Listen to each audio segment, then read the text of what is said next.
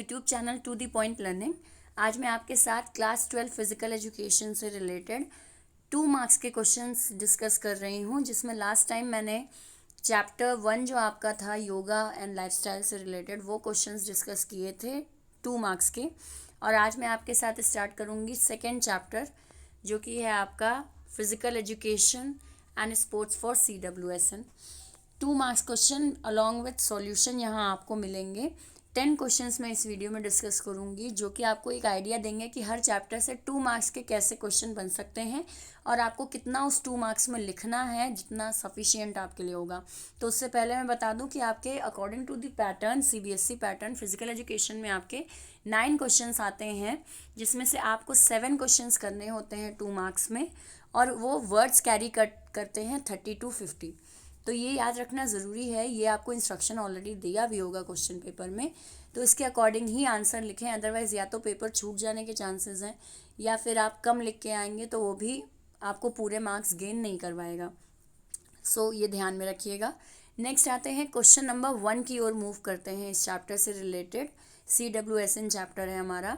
सो पहला क्वेश्चन है आपका define disability. Define disability.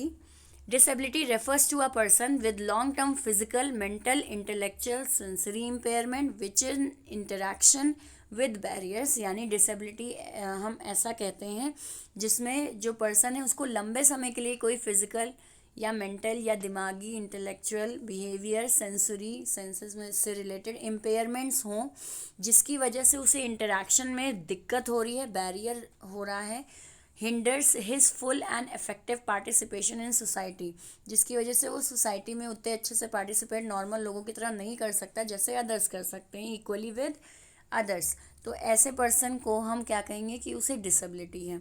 So this is what the definition of disability. Next question की ओर मूव ऑन करते हैं। Question number 2, define disorder. Disorder may be defined as a state of confusion और mental और physical problem, क्योंकि disorder आपका दिमाग से रिलेटेड होता है और डिसेबिलिटी आपकी फिजिकली जनरली उससे रिलेटेड होती है कि फिजिकली इम्पेयर्ड है पर्सन तो वो डिसेबल है। और डिसऑर्डर कहा जाता है कि वो मेंटली प्रॉपर वर्क नहीं कर रहा है, उसका दिमाग प्रॉपर वर्क नहीं कर रहा, तो उसे हम डिसऑर्डर कहते हैं। सो मेंटल और physical problem that interrupts normal function, जो नॉर्मल फंक्शन है वो ना हो पाए सही से, सच एज साइकेट्रिक डिसऑर्डर्स, किसी तरीके की दिमागी डिसऑर्डर, एंजाइटी, घबराहट वगैरह, या बहुत ज़्यादा स्ट्रेस, डिप्रेशन, ये सारी चीज़ें, या फिर पर्सनालिटी डिसऑर्डर यानी कैरेक्टरिस्टिक पर्सनालिटी से रिलेटेड कोई डिसऑर्डर हो जाए पर्सन को। तो ये सारे के सारे डिसऑर्डर्स जो हैं किस में आते हैं आपके, या साइकेट्रिक, एंजाइटी और पर्सनालिटी डिसऑर्डर आपके कौन सी डेफिनेशन कैरी करते हैं, डिसऑर्डर की डेफिनेशन कैरी करते हैं। So this is 2 marks for defining disorder. Next move on करते हैं क्वेश्चन नंबर 3 की ओर। Give full forms of following disorder. अब इसमें ध्यान दीजिएगा, 2 मार्क्स है और यहाँ पे आपके कई सारे डिसऑर्डर आंसर में दिए हैं, क्योंकि मुझे आइडिया आपको देना था कि किस तरीके के क्वेश्चन आते हैं। तो यहाँ मैंने सारे के सारे डिसऑर्डर्स के फुल फॉर्म क्वेश्चन में पुटअप किए हैं, लेकिन आपके एग्ज़ाम में मे बी 2 शॉर्ट फॉर्म्स आएँ और उसको आपको डिफाइन करना हो, दोनों के दोनों 1 मार्क्स कैरी करें, या फिर 4 आ जाएं हाफ मार्क्स कैरी कर रहे हैं। तो इस केस में आपको ये सारे के सारे जो डिसऑर्डर हैं इनके फुल फॉर्म एक्यूरेटली बहुत अच्छे से याद होने चाहिए। 2 मार्क्स में इसी टाइप के क्वेश्चन आपके शॉर्ट फॉर्म से रिलेटेड बनेंगे। सो सबसे पहले आते हैं ADHD का full form, so attention deficit hyper activity disorder. Then आते हैं SPD, sensory processing disorder, ASD, autism spectrum disorder, ODD, oppositional defiant disorder, and last is OCD, obsessive compulsive disorder. So this is what the full form of all the types of disorder. Full forms ज़रूर याद कर लीजिएगा, short questions में पूछे जा सकते हैं। So next move on करते हैं क्वेश्चन नंबर 4 की ओर। Suggest any 2 strategies to make physical activities accessible for CWSN। कोई 2 स्ट्रैटेजीज बताइए जो कि फिजिकल एक्टिविटीज़ में इन्वॉल्व हो सके एक CWSN पर्सन, जो चिल्ड्रन विद स्पेशल नीड है वो बच्चा फिजिकल एक्टिविटीज़ में इन्वॉल्व हो सके, उसके लिए ऐसा आप क्या करेंगे। सो दो स्ट्रैटेजी जिसमें इन्वॉल्व किया जा सकता है. First one is arrange for medical checkup. उसका मेडिकल चेकअप के लिए अरेंजमेंट्स आप करिए, ताकि सबसे पहले to understand type of disability the student have, किस तरह की डिसेबिलिटी उस बच्चे को है, ये आप पहले इनिशियल वे में समझिए. तब जाके उसे फिजिकल एक्टिविटीज़ कराएंगे तो आप ज़्यादा अच्छे से प्रॉपरली उसको फिजिकल एक्टिविटीज़ उसकी डिसेबिलिटी के अकॉर्डिंग करवा पाएंगे. नेक्स्ट आते हैं, create specific environment for them to keep in mind the specific need for the children with disability. उनको उनके अकॉर्डिंग एक स्पेसिफिक इन्वायरमेंट दीजिए, जैसी इन्वायरमेंट की उनको नीड है. जैसे अगर व्हील चेयर पे है आपका स्टूडेंट, तो उससे रिलेटेड उसके आसपास का इन्वायरमेंट होना चाहिए.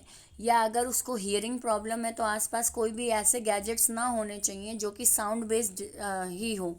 जैसे बज़र बजेगा तभी वो समझ पाएगा उसे रनिंग करनी है, तो अगर उसे हियरिंग प्रॉब्लम है तो वह कैसे समझ पाएगा कि बज़र बजा या नहीं. सो उससे रिलेटेड आप उसको ऐसा इन्वायरमेंट दें कि वो उस इन्वायरमेंट में उसकी डिसेबिलिटी को सपोर्ट कर सके, ऐसा इन्वायरमेंट क्रिएट करिए. So these are the two strategies. Next move on to question number 5. What is disability etiquettes?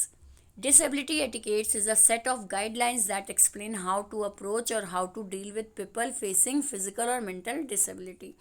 Disability etiquette का मतलब ये होता है एक ऐसी गाइडलाइंस या इस तरीके का आपको बिहेव करना है, इस तरीके से आपको अप्रोच करना है फिज़िकल या फिर मेंटल डिसेबल लोगों को, कि उनके साथ आप कैसे व्यवहार करेंगे, आपका बिहेवियर कैसा होगा. This is what disability etiquette. The term serves to communicate people with disability more respectfully in all the situation और ऑल टाइप ऑफ सिचुएशन. यानी कि आप उनसे ऐसे कम्युनिकेट करें कि उन्हें रिस्पेक्टफुल महसूस हो हर सिचुएशन में. तो इसको हम क्या कहेंगे, डिसेबिलिटी एटिकेट कहेंगे. Next move on to question number 6. Write any two differences between cognitive and intellectual disability. कोई दो डिफरेंस बताएं आप कॉग्निटिव और इंटेलेक्चुअल डिसेबिलिटी के बीच. So first one is cognitive disability is more related to weakness in certain academic skills. किसी बच्चे को एकेडमिक स्किल से रिलेटेड कुछ वीकनेसेस हैं, कुछ प्रॉब्लम्स फेस हो करता है, जैसे रीडिंग राइटिंग या कैलकुलेशन उसकी अच्छी नहीं है, तो इस तरह की डिसेबिलिटी को हम कॉग्निटिव कहेंगे. वाइल इंटेलेक्चुअल डिसेबिलिटी क्या होता है, describe as a below average IQ.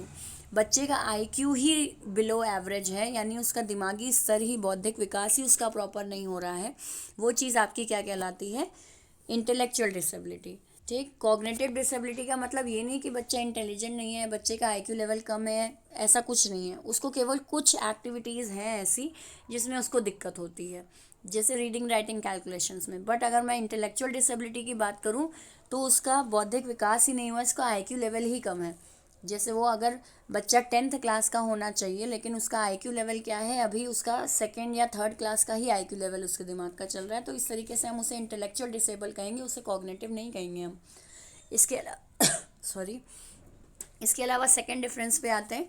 Cognitive disability affect certain specific part of the mind.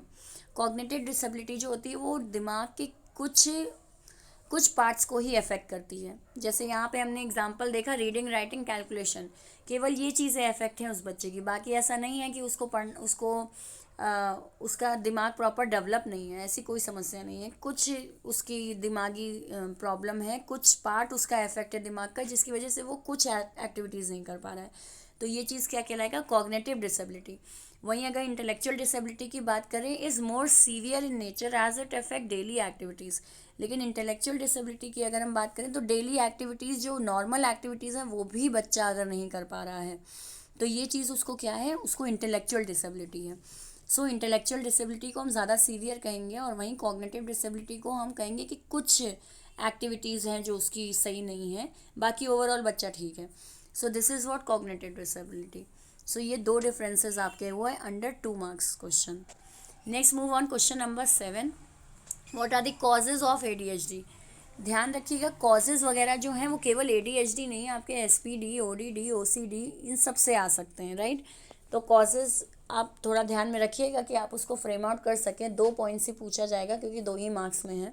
So number 1 is genetic inheritance and abnormalities in genes that is acquired by birth and may cause this disorder. यानी genetic problem की वजह से भी ये disorder हो सकता है. Causes मतलब ADHD क्यों हो जाता है, कारण क्या है, तो जेनेटिक इनहेरिटेंस हो सकता है, मदर और फादर को है या दोनों में से किसी एक को है या कहीं जीन्स में कहीं ये प्रॉब्लम है तो बच्चे को हो जाए उसके पैदा होते ही।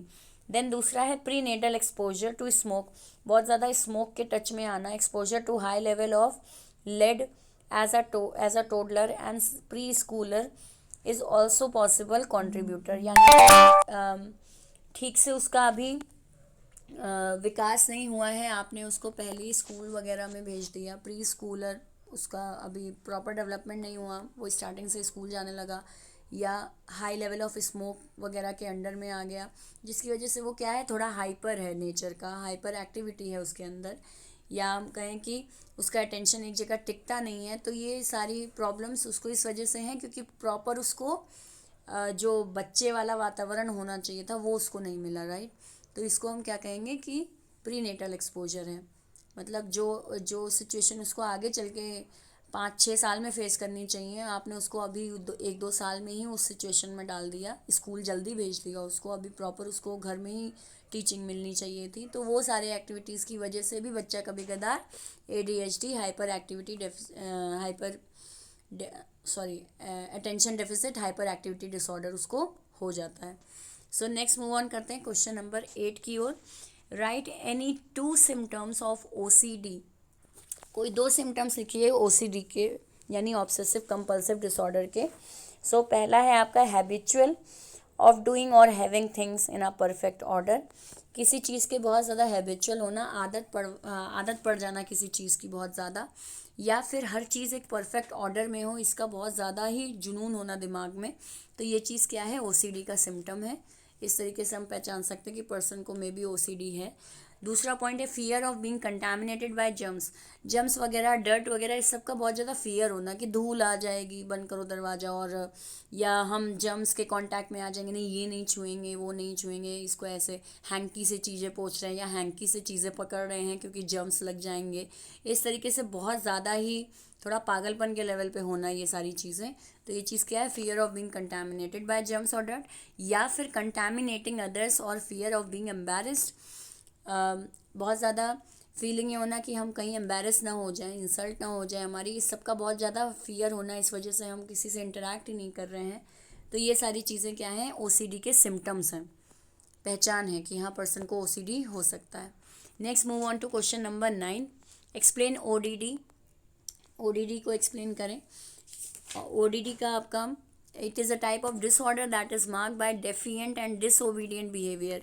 ODD आपका मेनली बच्चों में पाया जाता है, और ऑपोजिशनल डेफिएंट डिसऑर्डर बहुत ज़्यादा डिसओबीडियंट बिहेवियर होना, बच्चे का बात नहीं मानना किसी की, या बहुत ज़्यादा हर चीज़ के लिए नेगेटिव एक थॉट रखना, हर वक्त लड़ाई झगड़ा करना, ठीक है। डिसओबीडियंट बिहेवियर होना to authority figures like parents teachers, यानी पेरेंट्स टीचर्स गार्डियन, इन सब की भी बात नहीं सुनता है वो बच्चा, इस तरीके का वो डिसओबीडियंट है उसका behaviour. The nature of this disorder is related to social behaviour, इस तरीका की डिसऑर्डर जनरली सोशल बिहेवियर में नज़र आता है। जब बच्चा इंटरेक्ट करता है तो आपको पता चलता है कि हाँ पर्सन को ODD है। क्यों? क्योंकि वो हर चीज़ के लिए बहुत ज़्यादा नेगेटिव है, हर वक्त लड़ता झगड़ता रहता है, गुस्सा बहुत ज़्यादा उसके अंदर है, किसी चीज़ की किसी की बात वो नहीं मानता है। Generally take place in early teens, सबसे ज़्यादा बच्चों में ही पाया जाता है, अर्ली टीन्स, यानी कि जब बच्चा बड़ा हो रहा है तो उस टाइम उसका ये बिहेवियर सबसे ज़्यादा सामने आता है। तो ये चीज़ क्या है आपकी, ODD। नेक्स्ट मूव ऑन करते हैं, लास्ट क्वेश्चन आज के वीडियो का। Define SPD and also right symptoms, SPD को डिफाइन करिए और सिम्टम लिख दीजिए। तो आप जब इस टाइप का क्वेश्चन आए, जब आप डिफाइन कर रहे हो साथ साथ सिम्टम भी देना है, तो उस केस में आप एक सिम्टम शॉर्ट सा दे दो, या 2 सिम्टम्स आप शॉर्ट में एक्सप्लेन कर दे रहे हो तो उतना सफिशियंट है, क्योंकि डेफिनेशन आपका खुद 1 मार्क कैरी करेगा और सिम्टम आपका 1 मार्क कैरी करेगा। So it is a condition in which the brain has trouble in receiving and responding to information that comes in through senses, आपके सेंसेस के थ्रू जो इन्फॉर्मेशन आप तक आनी है वो प्रॉपरली आ नहीं पा रही है, रिसीव नहीं कर पा रहे हो। जैसे कहीं दर्द होना चाहिए, अगर हाथ वाथ दबाया जा रहा है या कोई गर्म चीज़ आप छू रहे हैं तो वो सेंसेस पर कहीं उसका कोई असर ही नहीं दिखाई दे रहा, रिस्पॉन्ड ही नहीं कर रहा आपके सेंसेस उससे रिलेटेड। तो इसको हम क्या कहते हैं, SPD डिसऑर्डर कहते हैं। इसका सिम्टम क्या होता है, under reactive in certain situations. Under reactive मतलब होता है किसी चीज़ का असर नहीं हो रहा, या फिर ओवर रिएक्टिव भी हो सकता है। यहाँ केवल अंडर ही नहीं होता है, ओवर रिएक्टिव भी हो सकता है कि धूप वगैरह बहुत ज़्यादा लग रही है, कोई आवाज़ बहुत ज़्यादा कान में लग रही है, ठीक, या फिर कोई चीज़ फील ही नहीं हो रही है। तो ये दोनों ही चीज़ें एसपीडी के ही सिम्टम्स को दिखाती है। देन आइए नेक्स्ट, और शोइंग हाइटेंड रिएक्टिविटी, ठीक है, जो मैंने आपको बताया अंडर और ओवर रिएक्टिव हो सकते हैं। साउंड, टच, टेस्ट, मूवमेंट, इन सब से रिलेटेड, ठीक, बहुत ज़्यादा कोई चीज़ का फील होना, तो ओवर रिएक्टिव या अंडर रिएक्टिव दोनों ही आपका एसपीडी में आता है। So this is all 10 questions from chapter CWSN। ये चैप्टर 2 आपका टर्म 2 का था, जिससे रिलेटेड मैंने यहाँ 10 क्वेश्चंस आपके 2 मार्क्स के अंडर डिस्कस किए हैं। आई होप आपको ये वीडियो अच्छा लगा हो, समझ में आया हो। अगर सही लगा है तो लाइक का बटन ज़रूर क्लिक करें। बाकी ये वीडियोस आप बाकी स्टूडेंट्स में भी, अपने क्लासमेट्स में शेयर करें, ताकि उनको भी आइडिया हो जाए कि फ़िज़िकल एजुकेशन से रिलेटेड 2 मार्क्स में कितना लिखें और क्या लिखें, तो ये आइडिया उनको हो जाएगा। बाकी मेरे चैनल से बने रहें बिल्कुल, आगे भी वीडियो आपको बाकी चैप्टर्स का भी 2 मार्क्स बेस में ज़रूर अपलोड करूँगी। तो उसके लिए अगर आपने चैनल को सब्सक्राइब नहीं किया है तो सब्सक्राइब कर लें, बेल आइकन पे क्लिक करें, ताकि नोटिफिकेशन इमीडिएटली आपके पास पहुँचे जैसे ही मैं वीडियो अपलोड करूँ। बाकी आपके एग्ज़ाम्स हो रहे हैं, उसके लिए ऑल द बेस्ट, और आगे जो पीएड का एग्ज़ाम होना है उसके लिए भी all the best. Thank you and have a nice day.